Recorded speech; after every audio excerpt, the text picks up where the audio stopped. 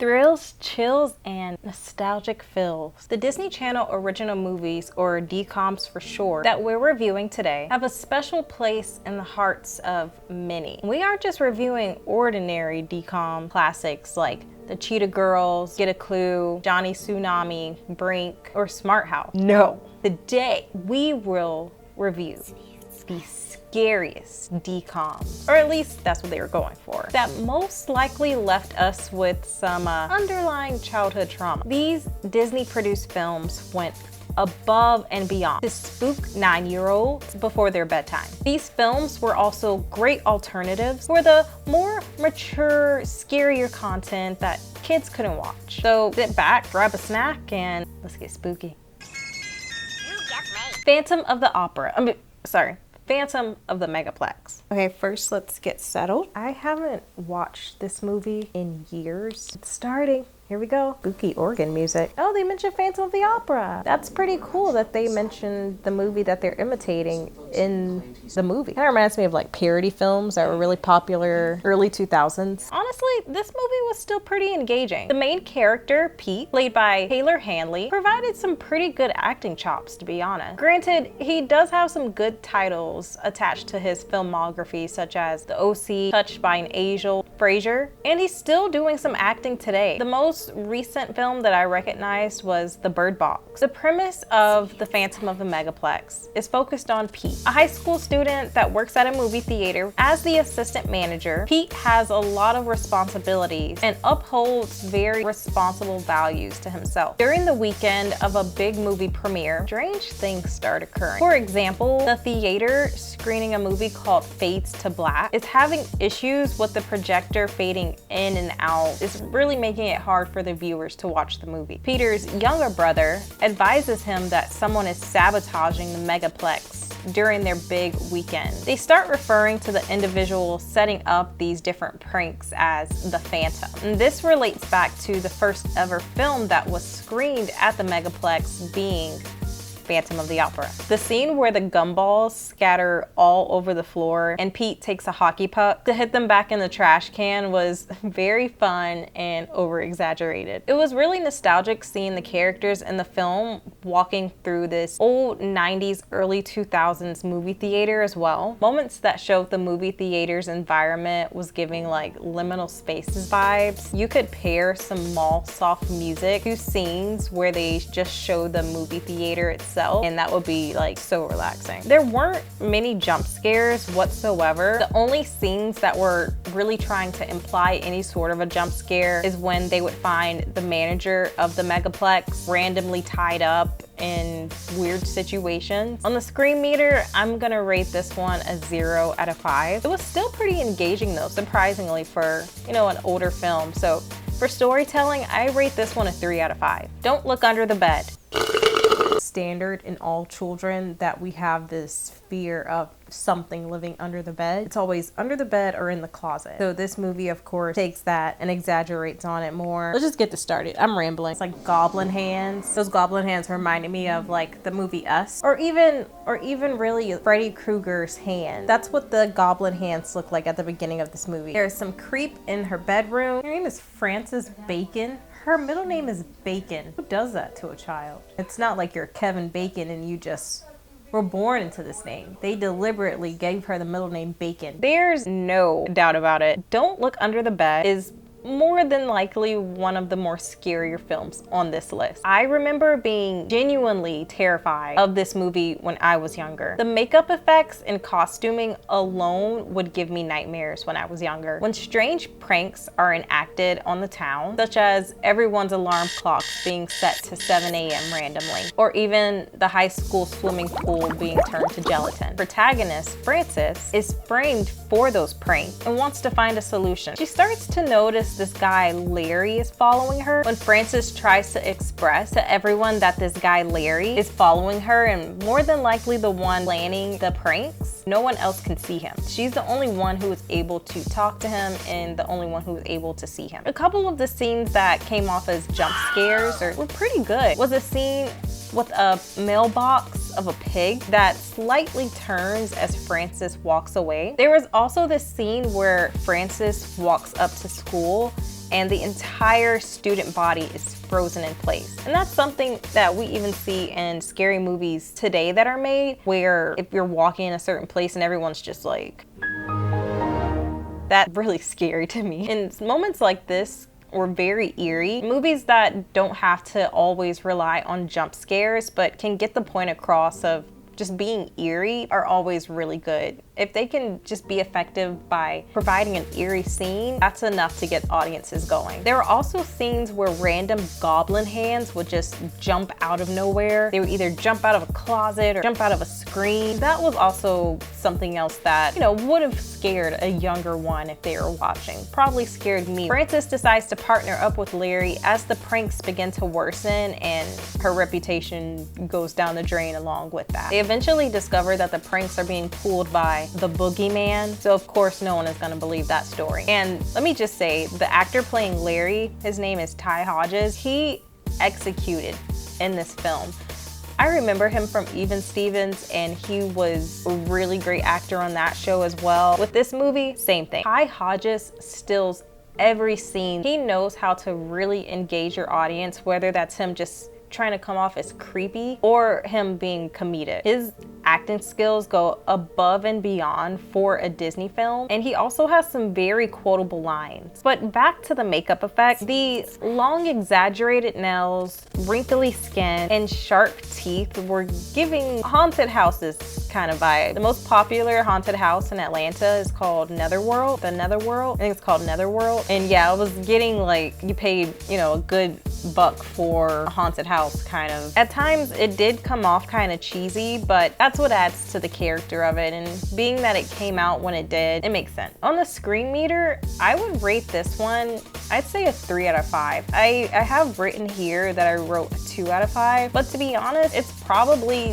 the best one at executing different categories of scary, comedic, and eerie. I'm gonna change that to a 3 out of 5. Some of the scenes were very eerie. The storyline was still pretty engaging as well. I felt like there were some times where I kind of dropped off, so I'm gonna rate the storytelling a 3 out of 5 as well. Halloween Town. Well, it's a new day here.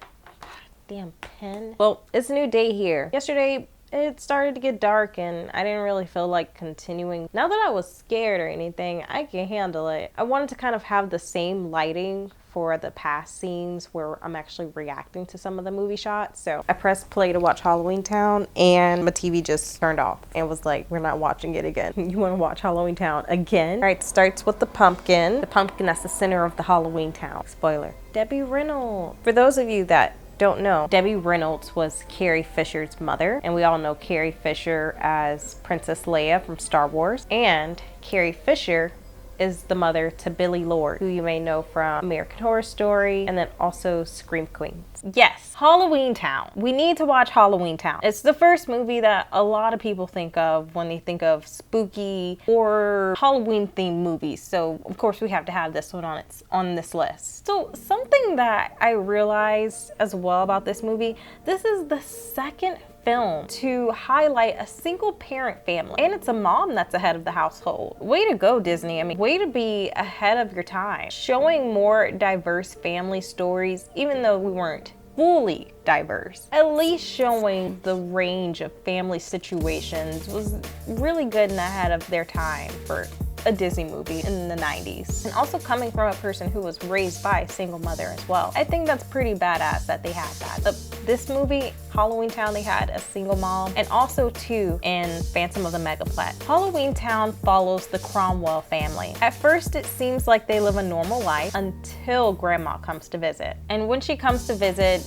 the kids eventually find out that they're a family of witches. Big surprise. And Marnie and her younger sister somewhat displaying interest and a little bit of special abilities. Everyone except for Dylan. And Dylan, he's not that great of an actor. Honestly, I remember the other Halloween Town Town movies, the sequel where they go to like school or something. One after that had a totally different Marnie. I remember his acting chop. I remember him not having chops, actually. I remember even as a kid when I watched it, him not bringing it. Everyone else, Debbie Reynolds, she brought it. This kid though, not sure how he got in the movie. When I was younger, I remember the animation of the bus arriving into Halloween Town being a lot more impressive as well. Even some of the townsfolk that are walking through Halloween Town appear to me today as an adult to be a little bit more tackier. I think even Dylan, our character of the moment right now, says a line where he meets the skull taxi driving dude and he's like, he looks kind of animatronic. You can find something like him at Disney World. Way to break the fourth wall, Dylan. That's the one good thing that you did in this movie. He actually breaks the fourth wall there a little bit. But yeah, I can agree with him because a lot of the characters, I look at them now and there was really no budget for the character design there. If I had to vote between the worst makeup character effect, Halloween Town and Don't Look Under the Bed, Halloween Town gets the prize. Yeah, but Debbie Reynolds in this movie is hilarious. She keeps throwing out these one-liners, and there's one in particular when she's doing a spell and making a witch's brew. After taking her witch's brew out of the microwave, she tries to do a spell and it doesn't work. And then she goes, that's what I get for trying instant. It just doesn't work like it does when you make it from scratch. I thought that was a good one. Also, the character Luke reminds me of any boy that you can find on TikTok. His personality very much aligns with any dude who's popular, an influencer. Yeah, he's that person. You know, the guys who tend to do this. Hey girl. I think I did that in another video. I hope I didn't mess up my lip gloss doing that. Ew. We also discovered that their mom has been intentionally hiding the powers of Marnie and Sophie so that they can live a normal life in the human world. That was messed up. She chose for her kids instead of them being able to choose which life they wanted to pursue. Marnie reminds her of that and lets her know that it's ultimately their choice. And then their mom shows that she's a total badass. Like, she comes in this one scene where she's trying to save her mom and just whips out this cool spell. It's like a cool attack spell that she does against Luke. I was like, whoa, mom, you're hiding something right there. You're hiding some serious skills. I would honestly be the first in line to see a Halloween Town prequel that is solely based on their mom because she was a very intriguing character. She's a total badass for one. I'm sure a backstory of her journey training as a witch, her adventures after school, after she graduates from college, whatever witch adventure she got into, how she met her husband, what happened to her husband. Even she dated Calabar for a little bit there too, who's the mayor of Halloween Town. I need to know this lady's life. I'm obsessed. There weren't any jump scares whatsoever. An eerie moment, yeah, that was lacking pretty much too. Halloween Town is definitely very much a family-friendly film. This is a film that you could pull out and watch with your 3-year-old. That's how family-friendly it is. It does bring back good memories. It is nostalgic to watch, but it's like a warm, cozy blanket instead of a prickly blanket. There was this one scene though that was pretty unsettling where a vampire was having her vampire tooth extracted by a dentist. That was pretty unsettling, and they were making noises as the dentist was extracting the tooth too. Yeah, that was about as bad as it gets. And even that part, I mean, it's Disney, right? So on the screen meter, I rate this movie a 0 out of 5. It is still a pretty engaging story. It is still very nostalgic to watch. Definitely break out your hot cocoa when you do watch it. And I think I'll rate this story a 3 out of 5 at least. Under Wraps. I was trying to find the original. Okay, the original Under Wraps movie came out in 1997. Now they no longer have that movie available on Disney Plus because they remade it in 2021, and then there's another sequel that came out this past September. So I'm just gonna watch the remade movie that was made in 2021 and see how that goes. I don't think I've watched any Disney Channel original movies that have been made past like 2012. I haven't really watched any made past like Lemonade Mouth. It's already interesting jumping from like seeing all these other movies that have been based in the 90s and now jumping into the modern day movie where I see them using like modern day technology. Like in Halloween Town, they couldn't even call their mom because they hadn't figured out phone communication between Halloween Town world and the regular world. I'm sure they would have that figured out now. Oh my God, there's a monster. No, they're just watching a movie. So as past me mentioned, I originally wanted to watch the Under Wraps that premiered in 1997. Unfortunately, Disney Plus no longer has that available on their platform. Not sure if they ever did. They probably did before they did the remake, which came out in 2021. I'm surprised they even did that. I guess that's a thing now. Maybe Disney Channel is going to start remaking some of their older Disney Channel original movies that did well back in the 90s and early 2000s and turn them into trash. Oh, sorry. That was a little bit of spoiler. That was a little bit of foreshadowing there because, yeah, this new movie was trash. So I don't remember too much about the original movie other than, of course, the kids in the movie having to deal with a mummy. And also I remember there was a basement scene where they discover the mummy there. The 2021 update shares pretty much every similarity that it can with the original 1997 film. Marshall is obsessed with monster movies, and although his friends don't share the same passion, they still remain close. One night they break into a neighbor's home and accidentally revive a mummy that was hidden in the basement. But like I said, this movie was pretty hard to get through, especially given this character Gilbert. I was really...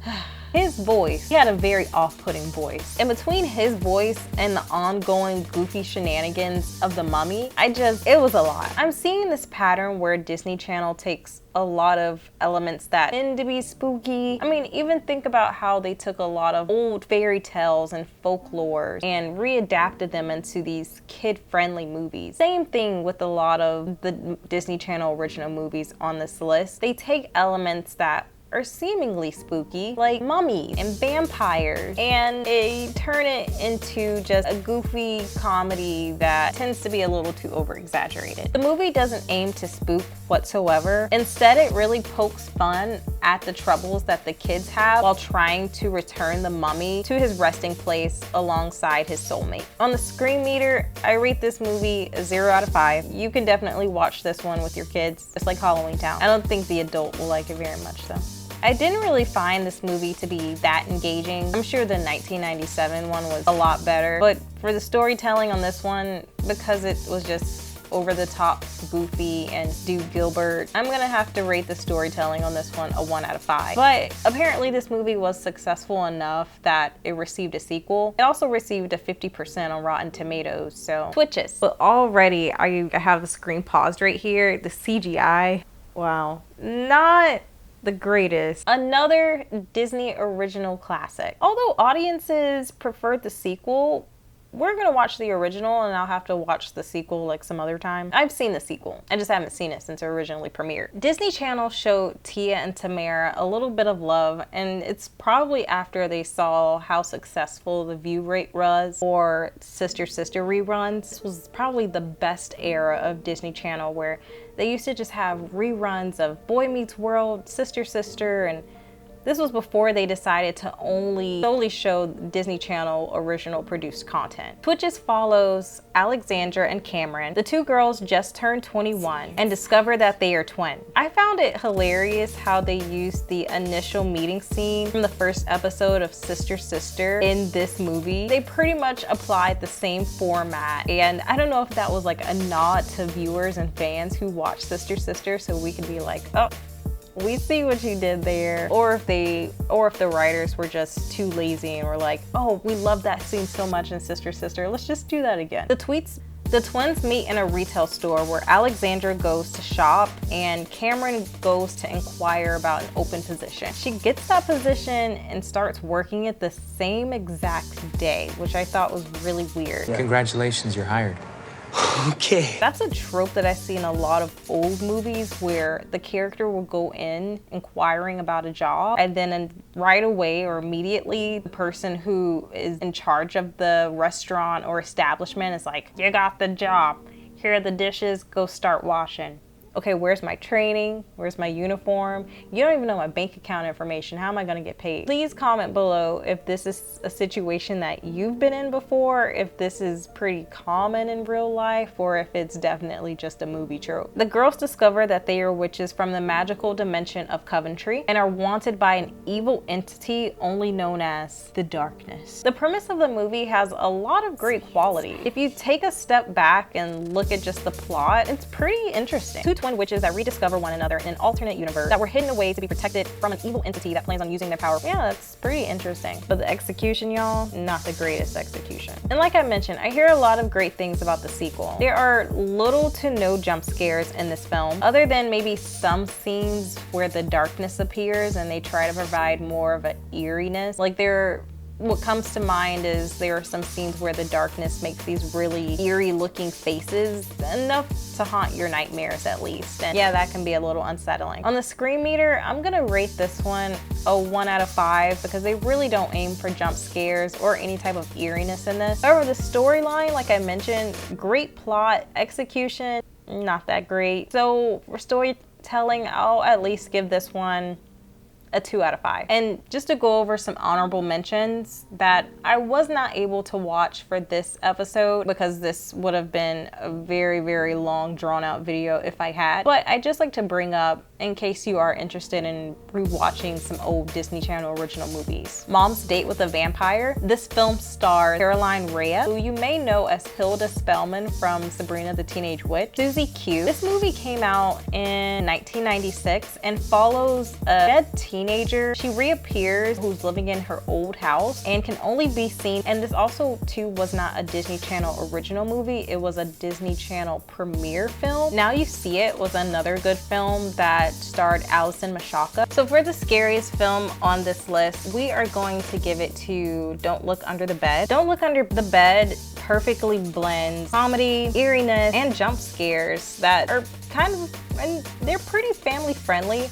Although, like I said, I do remember watching this film as a kid and still getting kind of very spooked by it. Definitely the scariest film on this list. So if you're looking for that on Disney, this is the film that you definitely want to watch. Hopefully, if they ever think about remaking this film, since they're remaking old Disney Channel original films now, this one should be a priority on their list because it still holds up today. All right, well, that's the end of it for this video. Thank you so much for watching all the way to the end, and if you enjoyed it, please give this video a big old thumbs up and make sure that you hit the subscribe button because we got plenty of more spooky, nostalgic content coming to you for the rest of the month of October.